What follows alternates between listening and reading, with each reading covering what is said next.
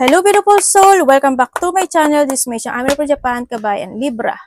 This reading is for you. Tingnan natin ang iyong July 16 to 31. Maraming salamat muna sa mga subscriber, new subscriber, cross-watcher, at sa mga bagong pasok dyan. Welcome na welcome kayo sa bahay ni Ate Aimee. Salamat din sa nakataba ng puso niyong mga comments at sa mga nagpa-personal reading. Marami pong salamat. Kung gusto niyo na energy niyo lang talaga, ang gusto niyo makuha natin, all the details is in description below para sa personal reading. This is a general reading. Kunin mo lang ang sa'yo, nasa na yun. At itapon ang hindi naman sa'yo. Maring vice versa, energy mo, energy ng person mo, energy ng malapit sa puso mo. Nangyayari, or mangyayari pala. Use your own intuition, lawakan natin ang ating isipan. Energy reading tayo. Ano man ang gender mo, ano man ang edad mo, ipasok mo yung energy mo. Tandaan nyo, kayo pa rin ang makapagpapabago ng inyong buhay. Libra. Ooh.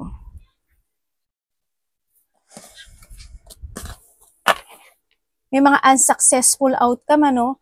Sa ibang aspeto ng buhay mo, sa mga problema, ganyan. Uy, bull. Do not back down from opposition, show strength and fortitude. Yan. Iba sa inyo is, papakita nyo yung, yung strength nyo. Kahit na minsan, parang you show your strength, yung tapang mo, ganyan, na parang hindi ka mabubuwag, ganyan, yung hindi mo ipapakita na mapakihinaan ka ng loob. Or you need, no? You will be show the way. Uy, baka ito yun, ano? Yan, magkakaroon ng mga enlightenment or mag-trust ka sa intuition mo, listen to your inner voice kasi may mga enlightenment situation o ipapakita niya sa iyo mga sign, no? Kung saan yan, sa numbers, sa music, sa friend, na mga kung nag-uusap kayo, sa mga signboard, mga ganyan. Sa song, pwede rin. Dealing or relationship with a man with dark complexion or hair. Baka pinag-iingat ka niya dito. Or maybe this is you. Kung sino man siya, kung nakadiling mo. Position of authority. Eto na. Andito ka na sa sitwasyon mo. Na kumbaga nagkakaroon ka na ng enlightenment and andito ka na sa sitwasyon mo na you're back into your position. Na hindi ka na mabubuwag, hindi ka na magigiba or any situation. Or may mga bagay na kailangan si Candle, ha? Or pwede rin siya when it comes, kasi andito si Baby Shark. Si Baby Shark. Ayun si Shark kasi. O yan, dito rin si Angels mo. Dito naman si Angels. Alam mo, Angels kasi yan, ayan o. Nakita mo candle to. Ito rin yung hawak niya o. Yan. Ibig sabihin, meron ka spiritual guidance. May nagbabantay sa inyo. No? Dito. Pinoprotektahan ka niya sa mga harmful situation na hindi makakaganda sa iyo. Sinama ko talaga yung lalaki eh. Malay mo, di ba? Malay mo siya yun. Malay mo siya yung ganito na gusto niya bumalik sa iyo at gusto niyang,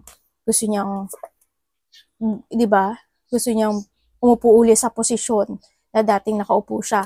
Pero andito si mga angels mo. Kailangan mong mag-ingat din. And syempre, isa rin yan when it comes sa iyong kaperahan. Isa rin to, no? Yung candles and angels. Kumbaga, ito na yung time na kailangan mo na rin isipin yung kinabukasan o yung future. Isa lang yun, ate. Good news! Uy, good news coming. No? Maaring iba sa inyo is patataasan. Kung sa good news ko, sinandito din plenty of material things. Andito kasi siya, maaring sa iba sa inyo, matataasan kayo ng position, magkakaroon ng pagbabago o shifting in sa trabaho, may mga darating na abundance, kasaganaan, or may mga good news situation, pagtaas sa mga sahod, mga bagong trabaho, any situation. O ano man yan, kasaganaan to kayo, no? Pagbabalik sa dati mong trono, pagbabalik sa dati mong ikaw, or mag-ingat kayo sa tenga. No, ikaw or someone, maaring may mga mapanghihinaan na ng pandinig, mapapasukan ng mosquito. Ay, mosquito talaga, ate. Hindi, mga hayop na maliliit. O kaya kailangan ng linisin. O kaya may mga magpapawax. O kaya there's something happen. Yung may mga hikaw, ganyan. Yan, baka mamaga, kagatin ng insekto, ipis, kung ano man yan. Mag-ingat kayo sa ear.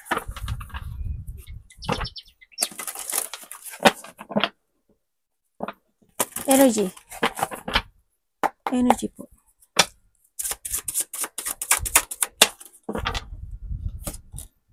Uy! Tingnan mo naman, oh. Ano, ang ganda. O, diba? Ito nga siya. Good news kasi may mga successful situations sa'yo. Teka lang. Tapos na to, universe. Ay. Hindi daw pa daw tapos. Healing pala. Pero, sabi sa'yo magkakaroon ng, hindi ba siya ganun kalaki, pero magkakaroon na pagbabago sa inyo. No? Dito, ang energy na nakikita ko sa'yo dito, pwedeng maganap na yung ipon mo lalabas.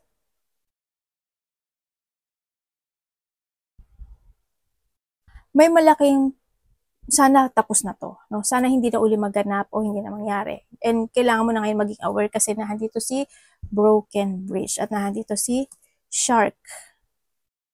Ito yan. Maaaring related siya sa pera mo, sa stability mo, or in a relationship. Sa iba sa inyo, may paggastos ng sobra or may paglabas ng pera. May ang energy mo medyo hindi stable. Hindi stable. Ano pwede mo sabihin? There's a burden. Yan, may burden. Magkakaroon ka ng pagpapabaya. Magkakaroon ng financial dispute sa iba or may mga salungata, may bigla ang mangyari. May something rush, something happen.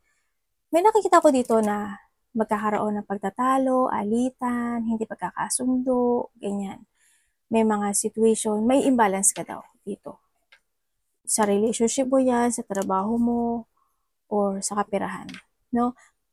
May tao dito, or someone, na siguro nandito kasi iba, nag-iisip ka na paano ba tumaas yung stability ko, yung pera ko, paano ba matupad yung wish ko, mga ganyan.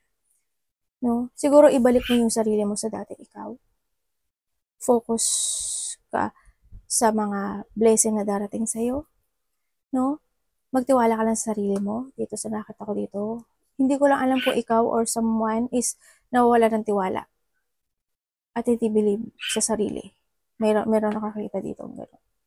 Nagkaroon ng mga separation sa iba. Conflict, may mga unexpected change happen o nangyari na sa iba. Hindi ko nakita yung may mga nangangako o mangangako na hindi tutupad.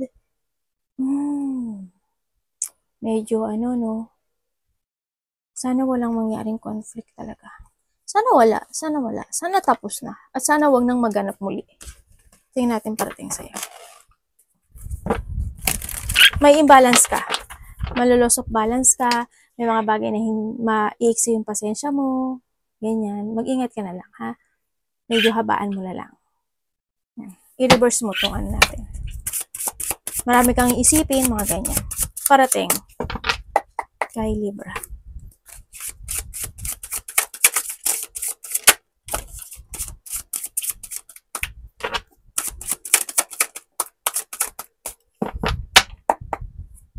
Ay, baluga. Uy, may the unexpected situation happen. Ano nangyari? Ito ka nga, naisikipan ako. Laki kasi ng marahe, no?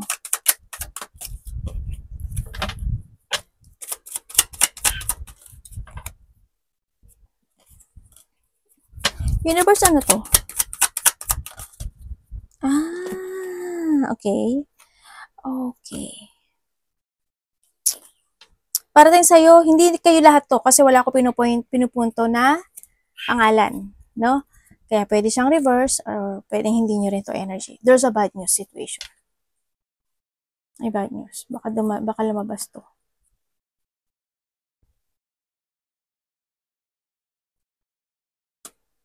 Yan. There will be a loss of material wealth. Kaya nandito rin si guidance.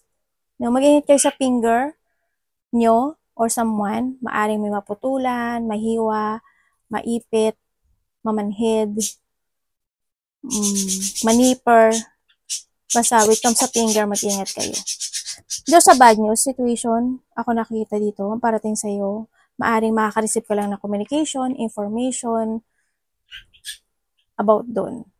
Mayroon na ako dito rin na tao na may bad intention sa'yo. Maaring iba sa inyo is related sa love.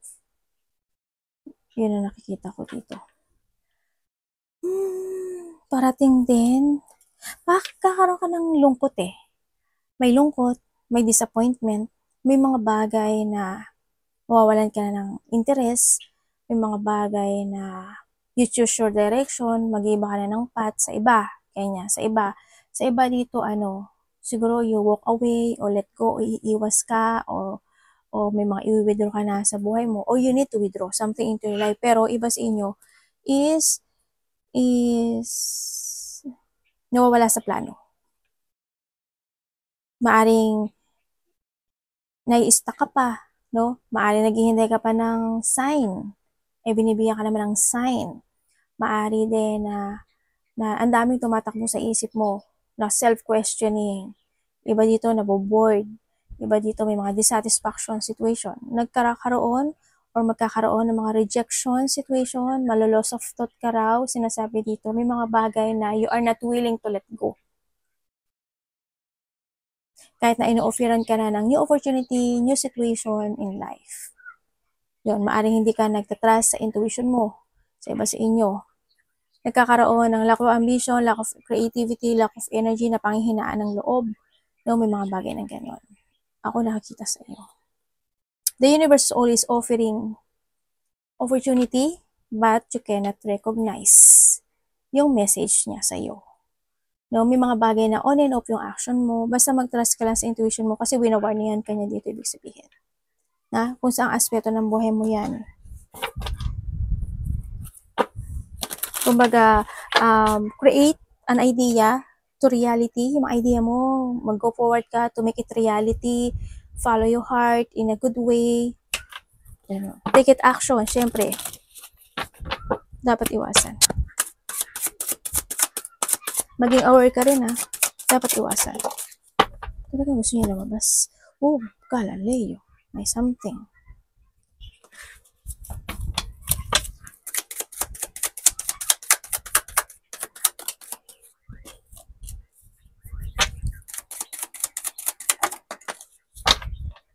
The devil.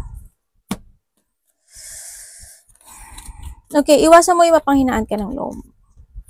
Iwasan mo not putting a guard when it comes sa sarili mo, no?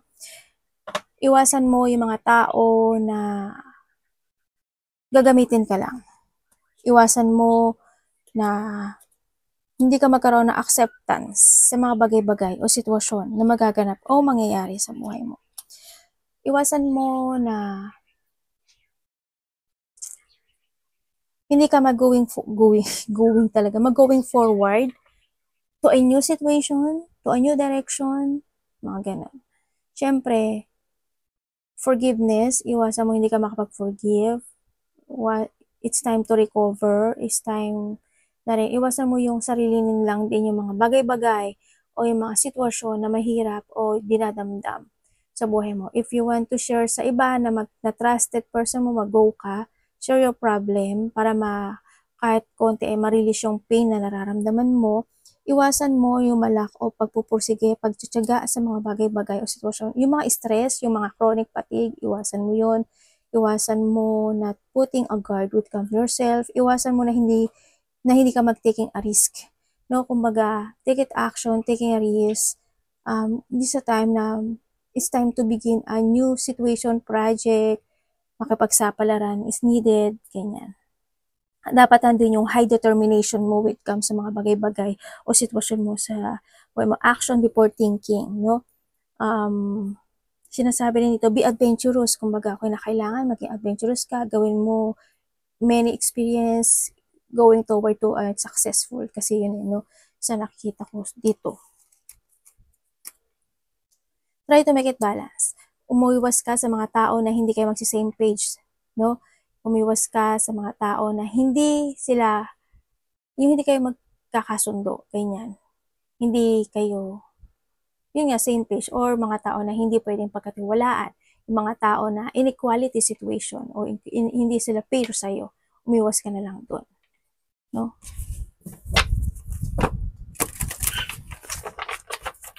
Sa love is sa lahat. Iwasan mo is not to heal something into your life. Sa pera mo, sa emotions mo, sa stability mo, no? Kung saan man yan. Try to heal. Don't be stuck. No? Umiwas ka sa mga toxic relationship, toxic situation, toxic na mga tao, very controller, mga saking, makasarili, umiwas ka sa mga ganon. No? And syempre, kung you have a bad habit, iwasan mo yun, no? Kung palagastos ka, iwasan mo din yun. Think to the future. Iwasan mo yung mga addictions in life. If ever na meron ka, maraming klase addiction. Palagastos, hindi pala ipon, kakain ng hindi nakakabuti sa katawan, mga ganyan. Pag inom, iwasan mo na lang din yun, ha? If ever na may ganun ka, syempre. O yung mga tao na may mga masasamang habit, yan. Iwas ka doon. Labi sa lahat, kapatid, anak, magulang, karelasyon, kaibigan, kung sino man siya.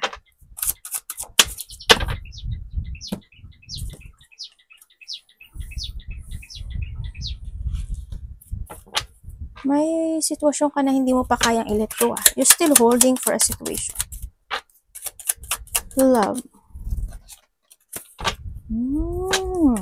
Diba dito, nagkaroon na ng breakup. No? Okay. When it comes sa love, may problema. Siguro, iba dito, nagkahiwalay na kayo.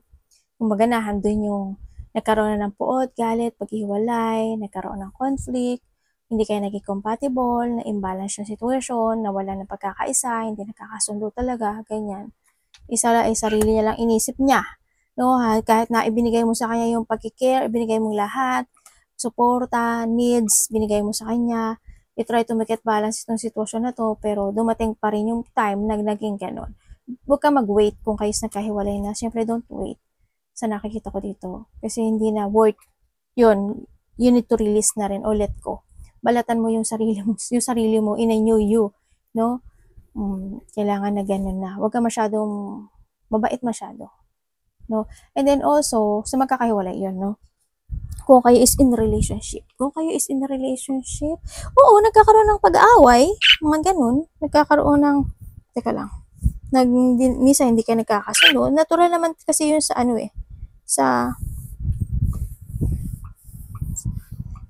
nagkatural sa relasyon.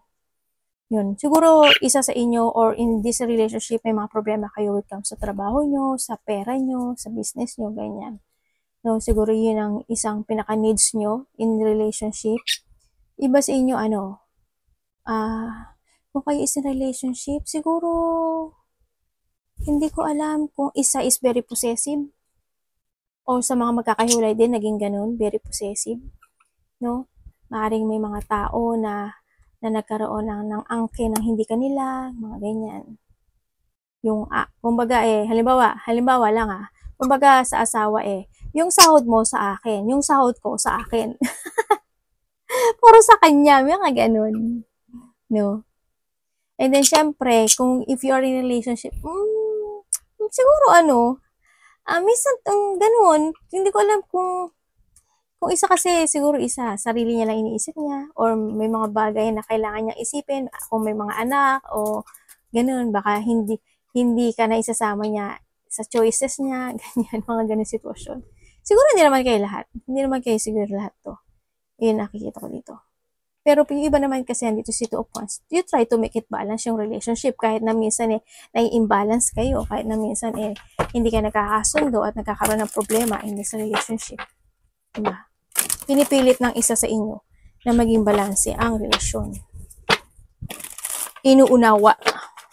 Kasi hindi yung sinasabi niya na mahalaga to sa akin, I care for him, her, him, ganyan. Kumbaga, maalaga kasi yung isa, no? Libra.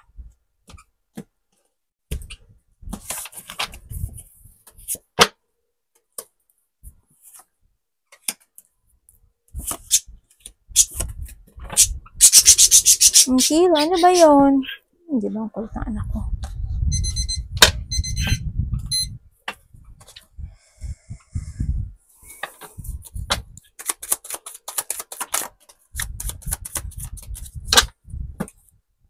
Uy, okay, sa iba sa inyo siguro hindi na yung nagkaroon na ng mga third party, ganyan, nagkaroon na may mga nilet ko na kayo, sa nakita ko dito, nagkaroon na talaga ng mga deep wound, andun yung mga battle na sinuong mo, ganyan. Pero bakit ka nagkakaroon ng choices sa buhay mo?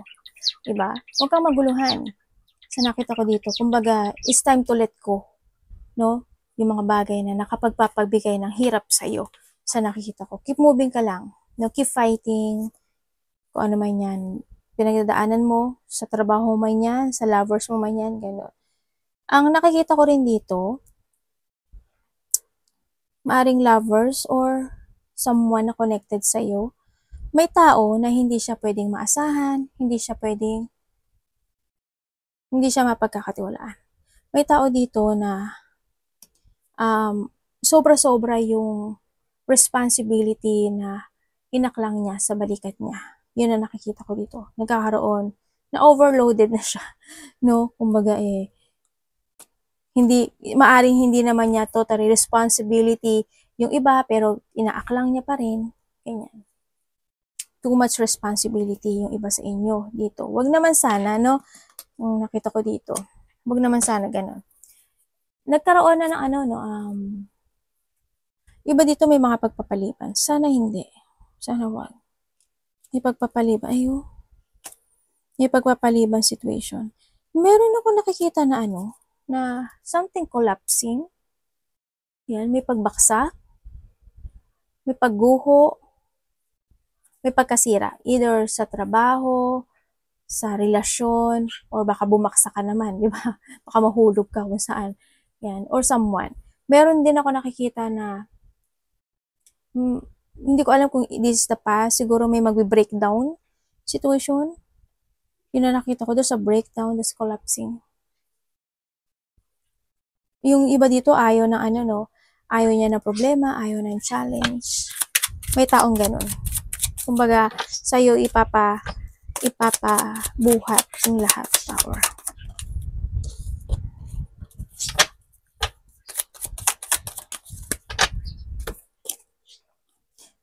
Ba't ganun? Tapos na po ito.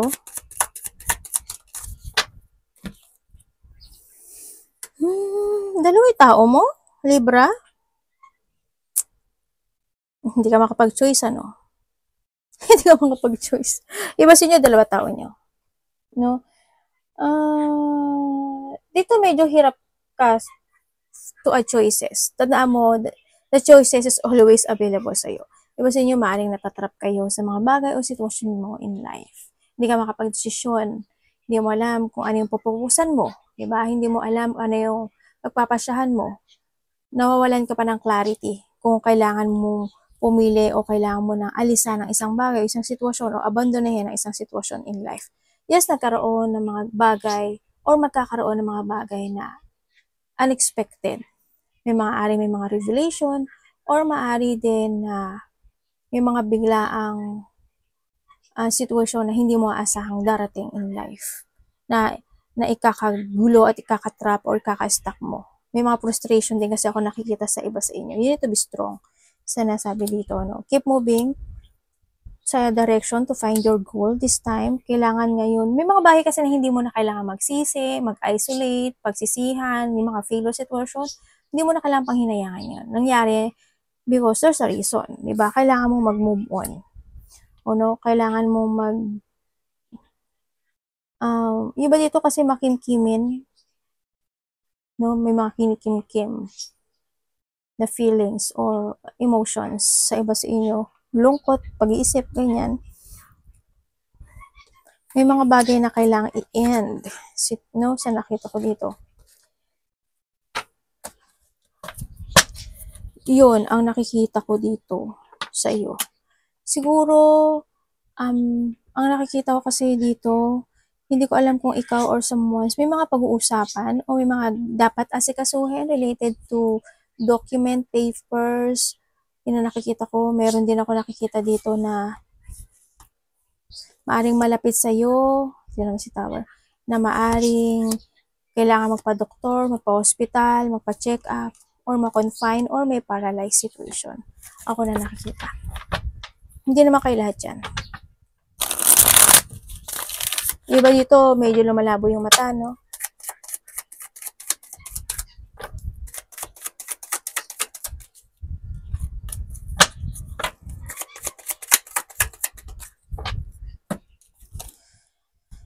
Lumabas na naman siya. May kausap kayo? You need to be aware, no? Kung sino man yung kausap nyo. Kasi ang nakita ko ito, may tao dito na mag-go to the flow siya sa'yo.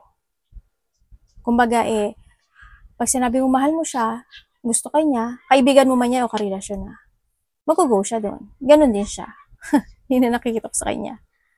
And you need to be aware dun sa bagay na yun. No? Kung sino man itong tao na to. Ang nakikita ko rin dito is merong kang bagay na iti-take it action mo, may mga bagay ka na pag-aaralan, aalamin, i-research, ganyan. Sabi sa inyo. O kinakailangan. Naku po, kinakailangan nga. Huwag kang pabigla-bigla ng desisyon na kasi nakikita ko dito may kailangan ka munang alamin, i-research, pag-isipan. Yun na nakikita ko. Sa lahat ng magiging desisyon mo in life, you need to be aware. Sa mga actions mo, you need to be aware. Always have a mental clarity. Always have a purpose. Ang tatandaan mo, kailangan ka na.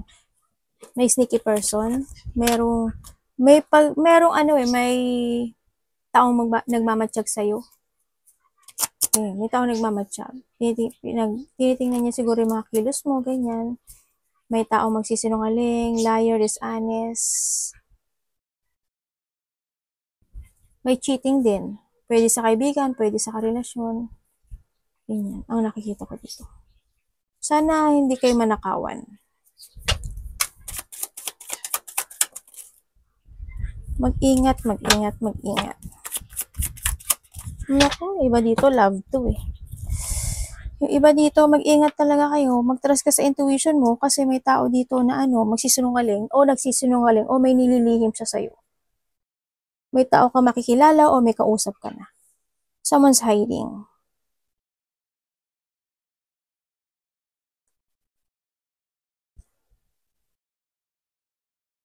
Yung iba naman sa inyo, ang nakikita ko dito ay may isang bagay o isang sitwasyon na kailangan ng aksyonan.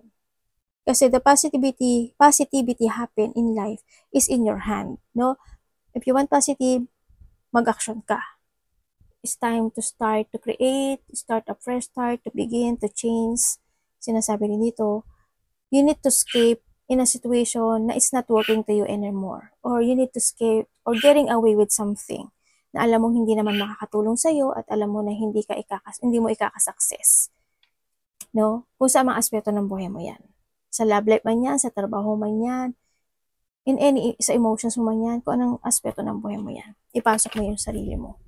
Iba sa inyo is time to reset or start to begin or from the top, from the zero. No? May mga ganon. Mag-action ka. May mga opportunity nga darating sa iyo eh. This is a time to innovate yourself. Kumbaga, iPhone 16 going toward to iPhone 17. Hindi ko sinasabi magpalit kayo ng telepono ha. Patay tayo dyan. Ate, pinagastos mo ko. Hindi yon, yung sarili nyo. Diba? Okay? Arigato namaste. God bless.